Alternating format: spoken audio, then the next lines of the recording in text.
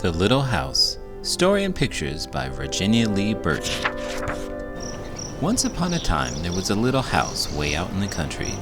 She was a pretty little house, and she was strong and well built. The man who built her so well said, "This little house shall never be sold for gold or silver, and she will live to see our great-great-grandchildren's great-great-grandchildren living in her." The little house was very happy as she sat on the hill and she watched the countryside around her.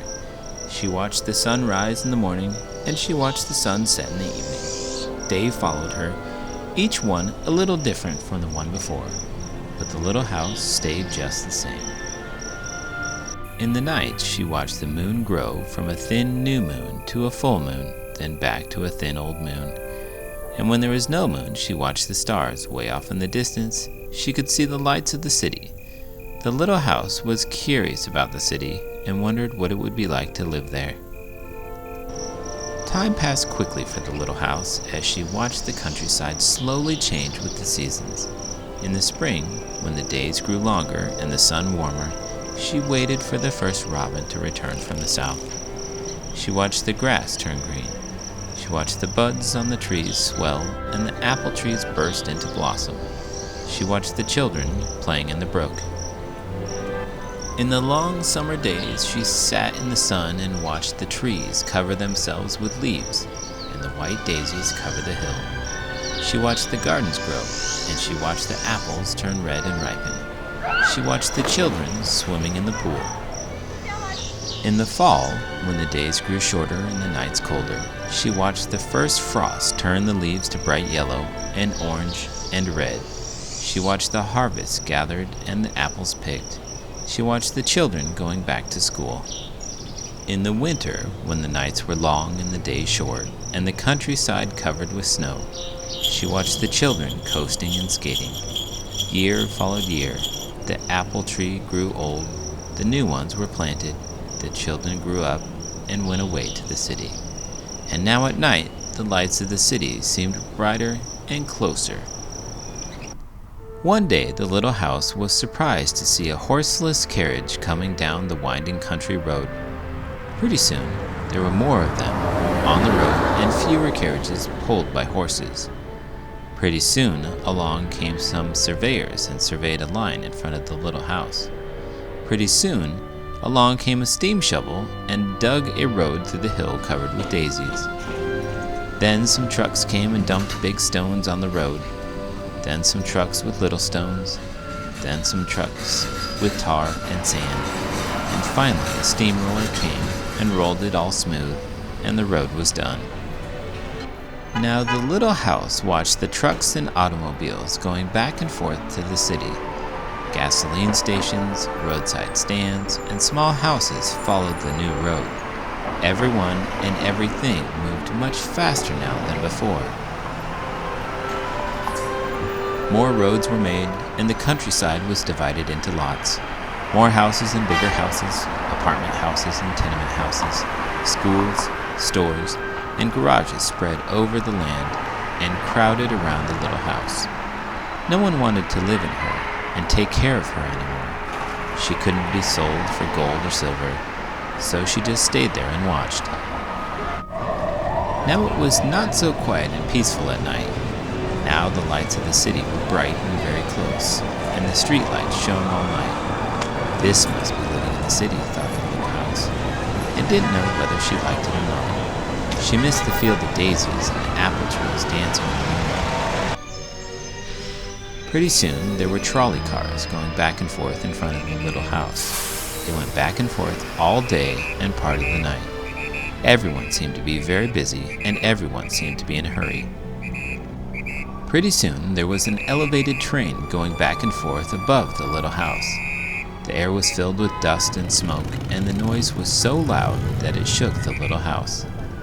Now she couldn't tell when spring came, or summer, or fall, or winter. It all seemed about the same. Pretty soon, there was a subway going back and forth underneath the little house. She couldn't see it, but she could feel and hear it. People were moving faster and faster. No one noticed the little house anymore. They hurried by without a glance. Pretty soon they tore down the apartment houses and tenement houses around the little house and started digging big cellars, one on each side. The steam shovels dug down 3 stories on one side and 4 stories on the other. Pretty soon they started building up.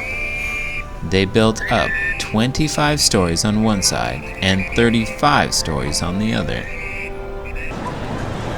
Now the little house only saw the sun at noon and didn't see the moon or stars at night at all, because the lights of the city were too bright. She didn't like living in the city.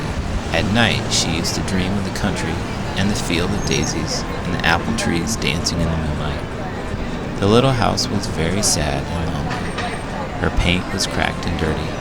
Her windows were broken and her shutters hung crookedly. She looked shabby, though she was just as good a house as ever underneath. Then one fine morning in spring, along came the great-great-granddaughter of the man who built the little house so well. She saw the shabby little house, but she didn't hurry by. There was something about the little house that made her stop and look.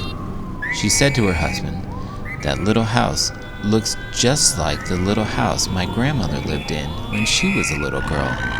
Only that little house was way out in the country on a hill covered with daisies and apple trees growing around." They found out it was the very same house, so they went to the movers to see if the little house could be moved.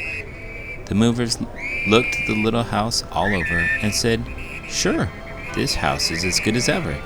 She's built so well we can move her anywhere." So they jacked up the little house and put her on wheels. Traffic was held up for hours as they slowly moved her out of the city. At first, the little house was frightened, but after she got used to it, she rather liked it. They rolled along the big road, and they rolled along the little roads, until they were way out in the country. When the little house saw the green grass and heard the birds singing, she didn't feel sad anymore. They went along and along, but they couldn't seem to find just the right place. They tried the little house here, and they tried her there. Finally, they saw a little hill in the middle of a field and apple trees growing around. "There," said the great-great-granddaughter. "That's just the place." "Yes, it is," said the little house to herself. A cellar was dug on top of the hill, and slowly they moved the house from the road to the hill. The windows and shutters were fixed, and once again they painted her a lovely shade of pink. As the little house settled down on her new foundation, she smiled happily. Once again she could watch the sun and moon and stars. Once again she could watch spring and summer and fall and winter come and go. Once again she was lived in and taken care of. Never again would she be curious about the city. Never again would she want to live there. The stars twinkled above her. A new moon was coming up. It was spring, and all was quiet and peaceful in the country.